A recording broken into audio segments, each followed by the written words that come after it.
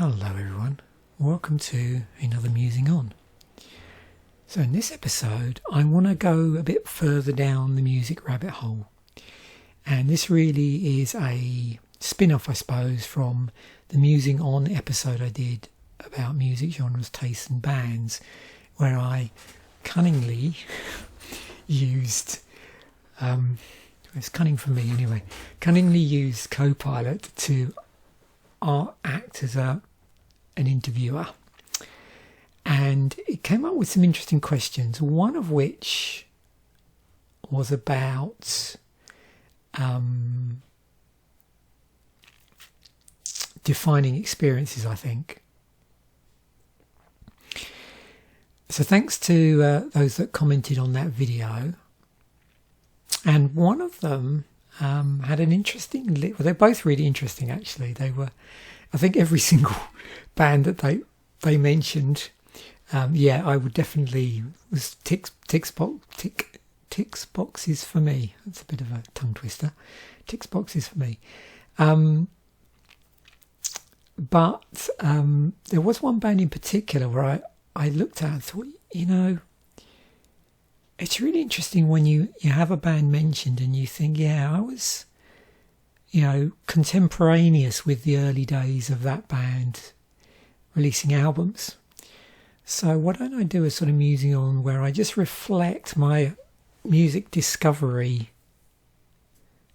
process or how that came about during that period. So I've dug up a load of stuff. This one did require quite a bit of prep actually, because I had to go through and remember stuff, but it worked really well. So I wanted to share this, and hopefully it will help you. It's an interesting framework to use, I think, to revisit a discovery timeline, particularly of an era of music discovery that we don't really experience now, because like me at the moment, probably most of you are doing music discovery either through some sort of streaming service or YouTube. But of course, back then, and we're talking about 1980-ish, things were quite different. So yeah, I thought it'd make an interesting video. So let's dive in. This could be quite long, depending on how much I ramble and how much I remember. We do have a lot of tabs here, but a lot of them are just here structurally because I want to get the timeline right, and it helps anybody that's a bit of a Maiden fan to see how things sort of slot in against each other. So this is something I've spoken about a lot before. All roads, well, not all roads, but a lot of my musical roads lead back to the Friday Rock Show, and I've mentioned this on numerous occasions. I won't go back through the whole story again. But I got into this about a year after it had been running. So I started in 78. I walked in one night after going out with some mates, and it was pretty early on in the evening. I was not, I wasn't of drinking age at that point. And I came back to listen to my Queen tapes, and it was one of those systems where it had a radio and a cassette player, and I switched it on, and the radio always came on first. And it was just tuned into Radio 1, and there was an episode of the Friday Rock Show on, and it was a year after it started, and it just happened to be a top 10 called Now We Are One. And through the magic of internet, it's great because we can go to the Friday Rock Show wiki and actually see a description of that episode. So I'm going to use this as a bit of a prop during this, or at least the early parts of this talk, this musing. So this was the track listing. Pretty old school though. I don't think there's no Nwubum. So we're 79 here, right? So this is, if you're familiar with the Saxon song, Where Were You in 79 when the dam began to burst or the dam began to break? The lyrics from Denim and Leather. And there's a reference in there to, did you listen to the radio every Friday night? I think something like that. Should have brought the lyrics up. So yeah, this is the radio show it's referring to. And yes, I did, from this point, in very late 79, start listening to it. And like I said, at this point, I didn't really know what the format was, but I locked into this Rainbow Stargazer from Rainbow Rising, and thought, yeah, I better tune in next week, see what they play. So just to put this on a timeline of what's going on. So this goes out the 16th of November 79. So from this point onwards, we're talking about Iron Maiden. Okay. So 9th of November 79, Soundhouse Tapes is released. I'm not aware of Iron Maiden in terms of I hadn't really listened to anything at all. So when do I think was the first time I heard them on the Friday Rock Show? So I was going through trying to find that sort of ground zero. And what's interesting is there was a Friday Rock Show session on the 14th of December 79. So Soundhouse Tapes EP comes out on the 9th. They get a session on the 14th, it was broadcast on the 14th. It was actually recorded the previous month, so in November. And that was recorded at the BBC. I think they had a Maida Vale studio specifically for this. Although in the early days of the Friday Rock Show, they'd often play other sessions before the rock show existed that had been recorded at the BBC. So you can see here actually is a good example. Same evening, Peel's session went out. Now this was the first time the session got played, and it was 4 tracks.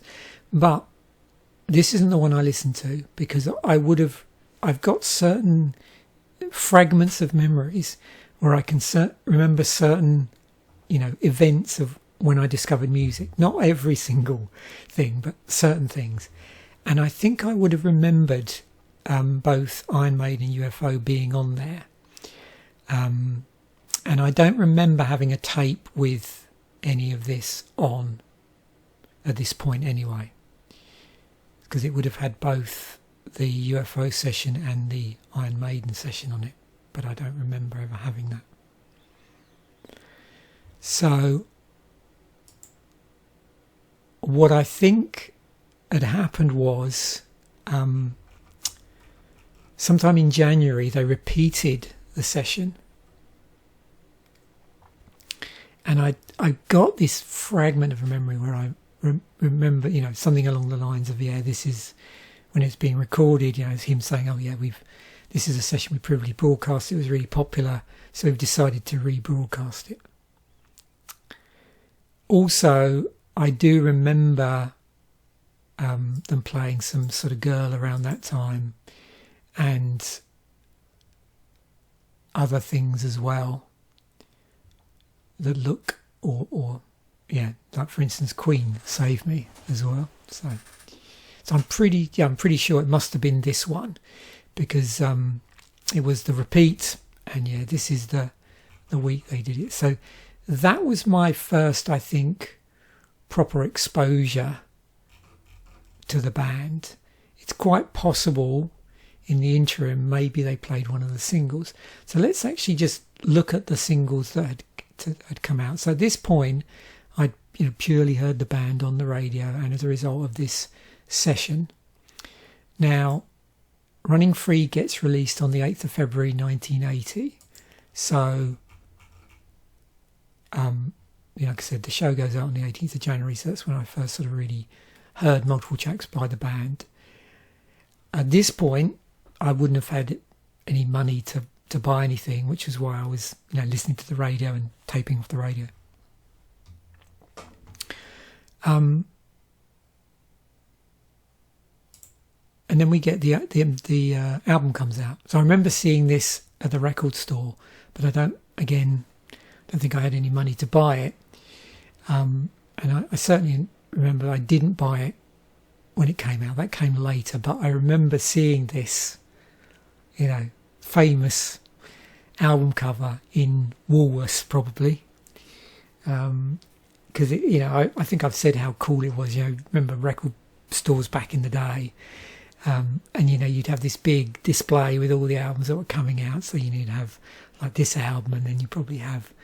I'm trying to think when it would have come out. When did Bomber? I'm trying to think when Overkill and Bomber came out, but they came out the same year, I'm pretty sure. So that may have been 79. That may have been the previous year. But seeing that Bomber cover at the time. So it's real, like, to a young mind, seeing these really cool sort of metal album covers, it really sticks in your head. So then they released Sanctuary, and I remember all the controversy around this with Margaret Thatcher on the cover. And that came out, when was it? 23rd of May 1980. And then we have this interesting cover, which is Women in Uniform, which is actually a cover by Iron Maiden, released as a single. And and again, I can remember this getting played, I'm pretty sure, on Top of the Pops. It doesn't really mention it, I can't remember. But I do remember, it's another one of these ones where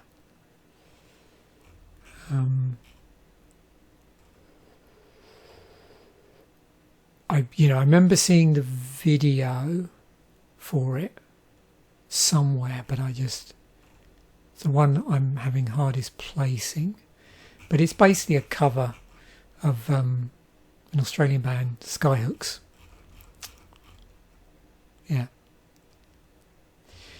This is when, I don't know if anybody, well, again, this is probably something people don't think about so much now, but stuff being released to promote tours.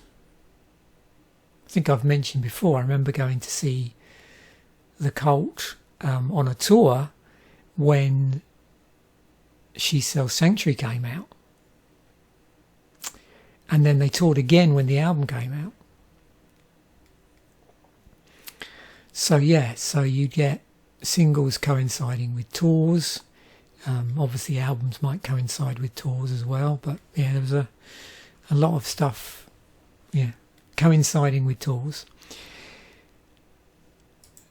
And just quickly go back to the Friday Rock Show, because this is really important. So Iron Maiden played Reading in August of 1980, so this comes out October 1980. They broadcast the live recording. I don't know how much of they record. They've got 6 tracks they broadcast. I don't know how much they actually recorded, how much Radio 1 recorded. And they did this thing every year where they'd play recordings from the Reading Festival. I think they may have even done Monsters of Rock, but I know they did the Reading Festival.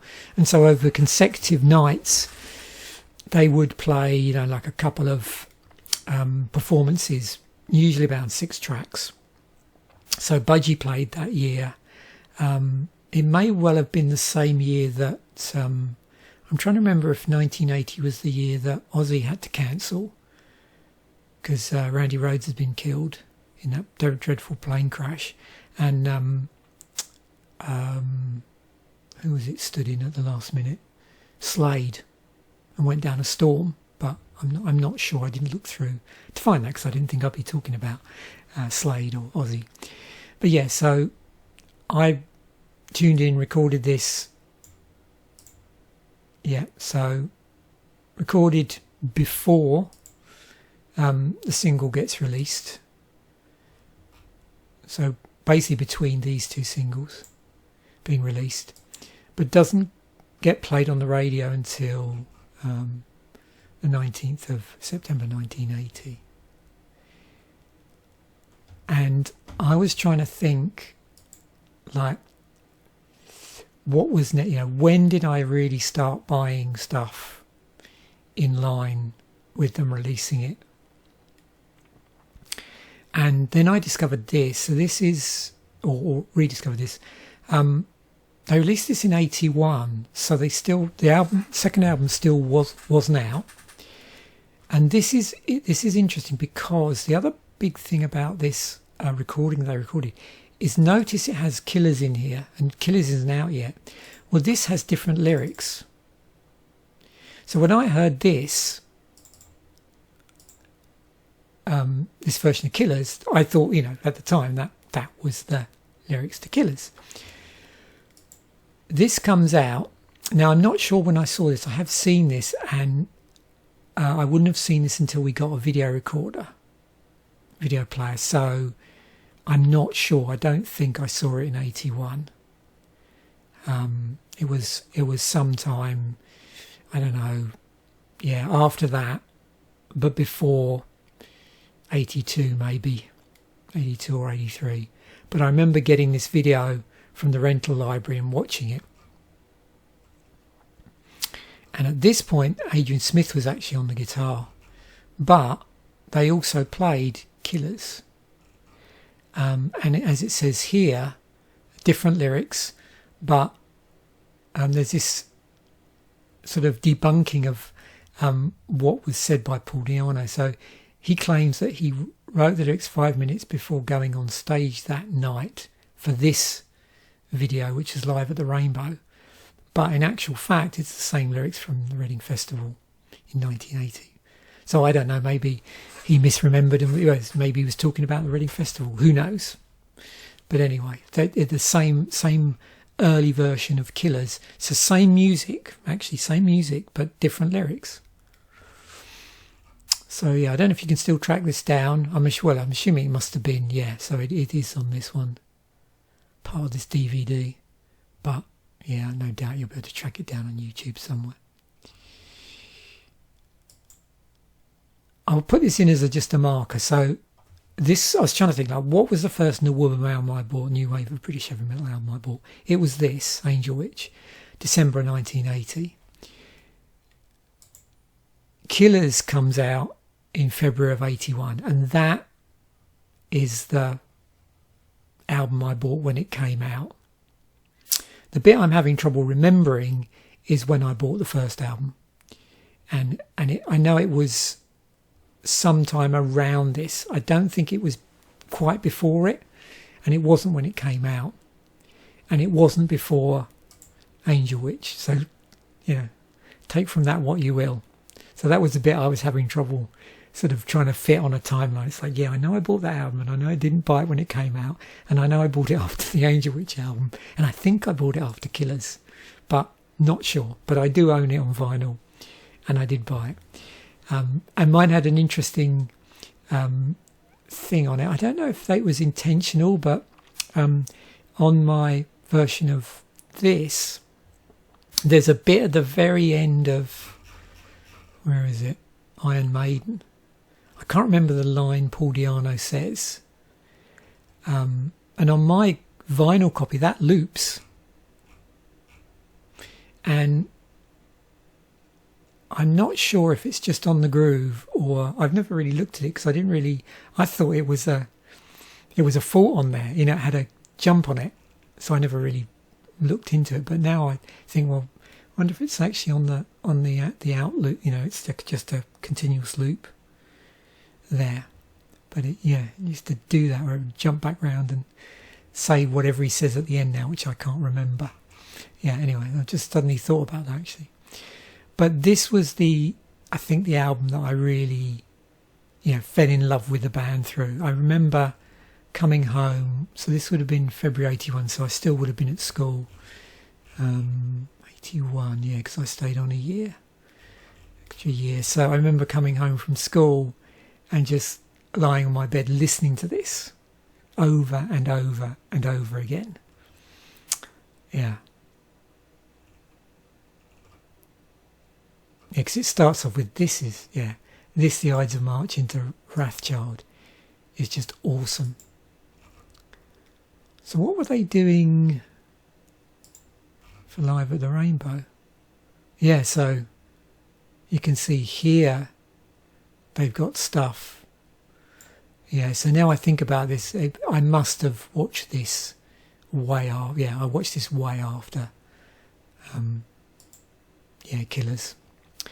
Yeah, so last album with Paul Di'Anno, and this is where I had a real jag on the band for a while, not massively long time, and then later on I did go in and buy the albums on the CD, but that was years later. But I had a run of vinyl stuff from the band, which we'll just go through now because it's I enjoyed looking this, and we got some stuff to like loop it back at the end again. I just want to talk about that. So yeah, this came out, bought it when it came out. I remember this came, so I got into this thing of going, I've got to buy the singles as they come out, because they come out with these really cool picture sleeves. So I bought this when it came out, like rushed up to the record store on release day. Didn't really know at that point much about ordering, how to order singles, I suppose, or pre-order them. And what they generally did on the Friday Rock Show is obviously they play the single, they get an advance copy and they play it like the week before it came out. So yeah, that's how I sort of knew it. That's how I found out about these. And they probably advertised in Sounds as well. So that came out when? 2nd of March. Purgatory came out, cool cover. At some point I had the t-shirt for this as well. So yeah, 15th of June 81. That came out, got it when it came out. Made in Japan EP. I have this. Yep.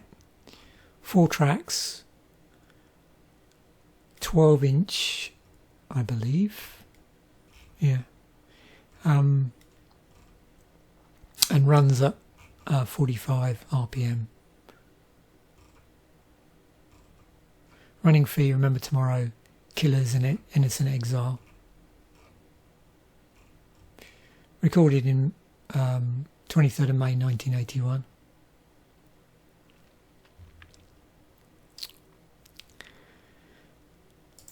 Run to the Hills. I have that on picture sleeve. When did that come out? 82. Yeah, these have been released in lots of different formats with lots of different bits on them, and yeah, bits and pieces. Oh, look, I don't think I have it. Oh, there's a limited edition one. I don't know whether any of mine. Yeah, I didn't bother to look actually before I did the video to see if any of these have got any coloured vinyl in them. Yeah. Interesting. Dickinson contributed to the song but could not be credited due to a contractual agreement. Okay. Interesting. Never thought about that. So yeah, first single with Bruce Dickinson. Oh, okay. Yeah, I had no idea he wasn't credited actually. I knew he obviously sung on it, but I didn't know he'd been credited as writing it. Yeah, so this was the first release that I had with Bruce Dickinson on it, because this release still had Paul Di'Anno.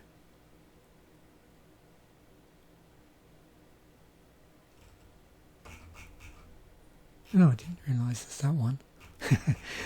Interesting. Yeah. So we get Run to the Hills. Then we get The Number of the Beast. Yeah. This got played so much in the house. Not as much as Killers. And I got a feeling there may have even been multiple copies of this. I'm not sure. Yeah. So this came out in March 82. I bought it when it came out. Now I was still buying the singles, so I do have this. I only just checked actually. I didn't even remember that I had this when I checked and looked through my rather small singles collection. And I realised, I must have bought this at the time it came out. So yeah, this was 26th of April 82. Flight of Icarus. I got this.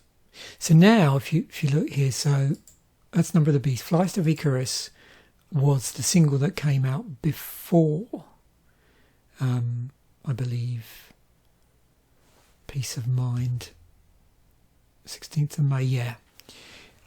So I bought the single, Flight of Icarus, but didn't buy the album, interestingly enough. So, when did I say? 16th of May. Yeah. So, this single comes out April, album comes out in May. This single comes out in June of 83. Interestingly enough, I actually have a shaped picture disc of this somewhere. Yeah, so... And I bought that, I think, a little while after. I think I was in a record store somewhere and saw it and just bought it. Because at this point, I, for whatever reason, had sort of divested slightly my... I divested my investments, or whatever you want to call it. So, still had limited amount of disposable income. It's not my first job. I wasn't getting paid particularly well, even though I was working in a lab. Lab techs didn't back then. I don't know what they get paid like now, but they were paid badly, basically. So yeah, working as a lab tech, and I had obviously limited amount of money that I could spend. And in '83, had I bought my car by now? I don't know. Yeah. So anyway. Resources were a bit tight, and so yeah, just spent it on other music that I'd got into. Still probably, very much so. If that comes out in '83, it wasn't until about '84, end of '84, middle to end of '84, that I started listening to more like Big Country and a lot more alternative bands. So at this point, I was still listening to a lot of hard rock and metal and Nawubum. But I was going to just check that. Where are we? Yeah. So that's why this was up here. So yeah, Peace of Mind, and then into Power Slave. So Power Slave, I ended up buying towards probably the following... Oh, hang on. What did I say? Yes, I didn't buy Peace of Mind. Yeah. Peace of Mind. Didn't buy that. Let's get rid of that. That was just up there to remind me I didn't buy it. But did buy Power Slave. So this came out in '84. And I'm having trouble remembering whether it was Christmas '84 I bought this or Christmas '85. But I definitely was slow to the party for that one. Got a feeling it must have been '85 thinking about it now, because at the same point I bought it on cassette, I bought the there was a She Sells Sanctuary EP, cassette EP, which had some really interesting remixes on it, and that would have come out in '85. So yeah, so it must have been Christmas of '85. And the only reason I can remember that is because I was staying in Norfolk at the time, visiting family friends, and we stayed between Christmas and New Year. We all drove up there in 2 cars, and had a great time. And I remember going to this market in Norwich, and there was a music store there, and I bought this on cassette, and also like I said, the Cult one, and I'm trying to remember. Yeah, I'm pretty sure that was a cassette on there. So I get a bit muddled up because I've got a number of like Cult 12-inch singles as well. So yeah, but yeah, Power Slave, awesome album. And I'd sort of at this point I'd definitely fallen off the wagon, the Iron Maiden wagon. So I wasn't really keeping up. So yeah, bought, after that, at some point after it came out, the live album. And then a couple of the later albums at least one of the later albums when Bruce had rejoined the band. And I can't think of anything else really. I've got that strange sort of metal box thing, which has got rather conveniently. So for ages, I was trying to work out how could I get a decent copy of that version of Killers, and turns out that they did end up releasing it. It's probably been released more than once now, maybe on other stuff, but I got the version from that Iron Maiden sometime in the 2000s, released like this nice metal box with, I think it's got like a shot glass in it, and I think it was 2 CDs of basically some live stuff from the BBC, and in amongst that is there's 2 Reading recordings, one with Paul Di'Anno and one with Bruce. Sorry, in fact there may be more than that in there. Again, it's I'm doing this from memory. I can't quite reach over to open the box from my mic here, but it's over on my shelf. So that was cool, and no doubt I haven't checked actually. I'm assuming you can listen to that on. They must have uploaded it. Well, I'm assuming they've uploaded it to Spotify possibly. So a few other interesting asides to this. I'm pretty sure, and my memory's a little bit hazy as to what point I joined the Iron Maiden fan club for a very short period of time. So the only 2 fan clubs I was a member of was Iron Maiden and Angel Witch. The Angel Witch fan club was basically just handwritten, but the Iron Maiden one had these fancy booklets, and I think I don't know how often they came out. See, I don't remember necessarily this one, apart from the fact that I think I said I had the single and the t-shirt, but I do remember these, and I did quickly try and look through some stuff before I started recording this video, just to check. But I do remember them having these black covers, but I don't know why I just had 2 of them. Maybe I just don't remember, who knows. But certainly there were these. Now, I brought it up because these came out, so the issue 1 came out in 1981. So these started off sometime in 81. So that would be, again, around the time of Killers. So it sort of lines up really with when I was getting obsessed by the band. The other thing, in sometime between 1980 and 81, there was this series on the TV called 20th Century Box, and there was one of the episodes, they did 10 of these, and they were all about different so the youth-orientated programs about music and arts. So it was, post-punk, jazz funk, futuristic stuff that was around about that time.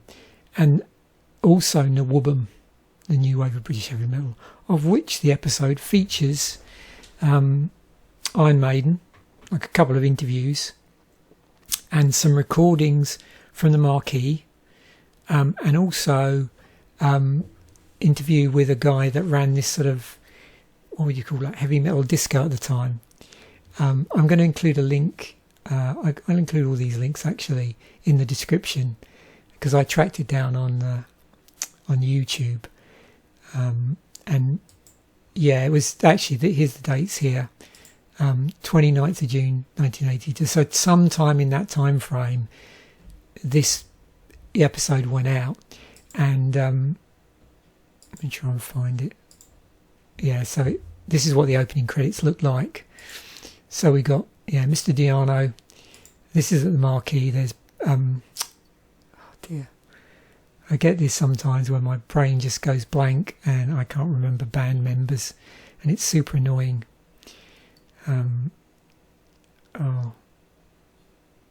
Steve Harris. There you go.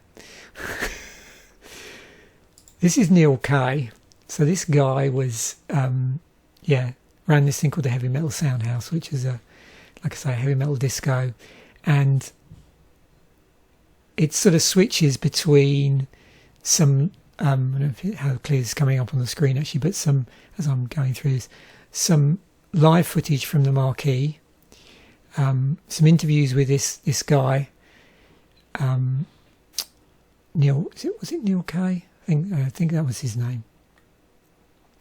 And then I don't know if this is Jeff Barton from Sounds or not, but it's a guy from Sounds and ultimately Kerrang, although Kerrang wouldn't have been out at the point, I don't think, when it might have been. Yeah, it's difficult to know, because like I say, I don't know when in 81 this came out, and I think the first issue of Kerrang came out in summer of 81. There is Mr. Diano, also being interviewed. So it looks like they must be in some comic shop somewhere. Oh, this guy, this is chap, what's his name, Loonhouse. So yeah, Rob Loonhouse. So yeah, it was Neil Kay. Iron Maiden also used to play at the Cart and Horses as well. So this guy, he was one of two guys featured in the episode because they were playing air guitar in this competition at the Heavy Metal Soundhouse. And so there's a feature, I think there's something of them playing, is it Hellbent for Leather? Something like that. I think they're air guitaring along to Hellbent for Leather. But at this point they'd gravitated on to actually having these are actually cardboard cutouts of guitars. And there's a great bit in this when they're interviewing Loonhouse, and he explains why he doesn't use a real guitar. It's just quite amusing. So yeah, definitely worth watching. So yeah, just for the interview with Rob Loonhouse.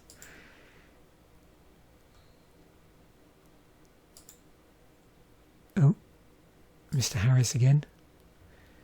Guy from Sound. So yeah, it flicks around a bit between, them being interviewed. But if you've not checked it out, it's worthwhile, and I will include a link to that. And again, the reason why I brought it up is because you get this interesting like intersection of stuff that's saying to you, get into the band, because I've got hearing them on the Friday Rock Show session, and then this sort of almost like a pummeling of going out buying the Killers album, buying the singles, seeing that on the TV, and then what was the other thing? Oh yeah, signing up possibly to the Iron Maiden fan club. So yeah, it's an interesting thing and it was actually fun to put this on an actual timeline and try and fit all the bits in, because as I'm putting stuff in, I'm thinking, yeah, I remember, that's right, I remember seeing that on TV or things like that. So, and I'll probably see if I can track down a couple of their early performances on Top of the Pops as well, because famously they played live for this single, Running Free. So yeah, I would have seen them. That's interesting, because thinking about it, now I think about it, I must have seen them on Top of the Pops doing Running Free. Yeah. Does it mention that here? Because that's a pretty big deal where they insisted on playing live. Yeah, it doesn't mention that. Yeah, that slipped my mind actually. Yeah, Live After Death was the... Because they re-released a live version, didn't they? For that. I remember that. Yeah, wow. So on CD, what I ended up doing is buying, I think, all the albums retrospectively, like years later, from the first album through to Seventh Son of a Seventh Son, basically. So yeah, cool. So thanks once again for checking out the video. Bye for now, and I will catch you in the next one.